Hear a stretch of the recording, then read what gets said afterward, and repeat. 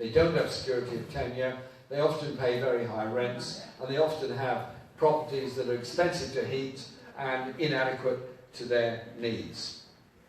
We have to deal with that. But there's also a problem that the rent levels are so high that many people's rent is above the benefit cap. Therefore, they can't remain within our community and they get moved away. That is heartbreaking for the family and for the children, and often very damaging to the education of the children. Many of you, I'm sure, will know people that are living in Edmonton, Barking, all parts of London, some even in Croydon, and making the journey back to Islington every day to keep their children in our local schools. I admire those parents for the support and determination they show for their children. But we have to change things, and I'm very determined that we'll have a housing policy in this country that builds the council houses we need, that doesn't allow speculative building, that keeps the properties empty so they can make more money out of borrowing against the value of the property. The priority has to be building houses for those that need them and giving security to people living in the private rented sector. And I am very, very determined to achieve justice in the housing system for the people and so it's those issues that we often work with you all on.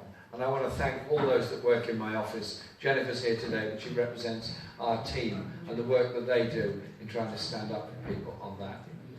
But it's also, and I'll finish with this, about the opportunities for everyone.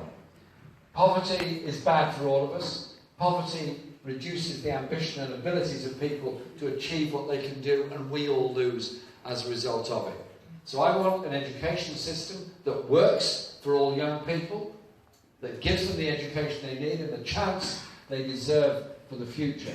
And that means it has to be properly funded. So the idea that parents should be asked to pay into a collection to help their school get a library or help their school pay teachers or teaching assistants, it sounds great. Parents helping the school. We all want to help our schools. We all want our children to do better. But it works like this. If you're on a minimum wage job, or you're not working at all, or you're on a 0 hours contract, however much you love your children in your school, it's going to be quite hard for you to find money to give to the school to help them.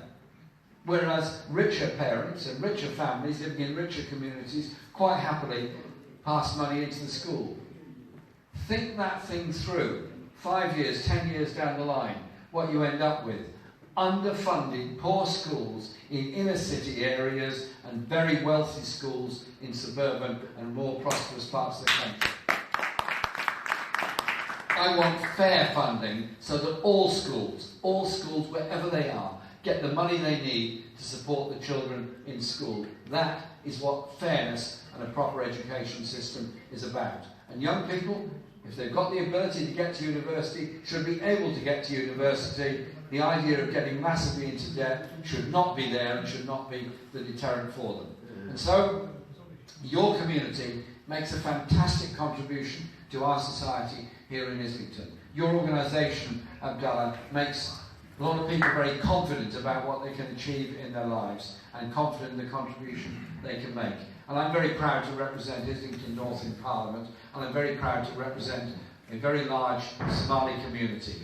Fully appreciate the huge contribution you make and the determination with which your community puts forward its point of view. I want peace in Somalia, I want justice in the world, and I want justice for people living in this country. And so, with that, can I say thank you very, very much for the privilege of being invited here to say a few words with you today. And I look forward to meeting you again, maybe under slightly different circumstances in the future. Thank you very much.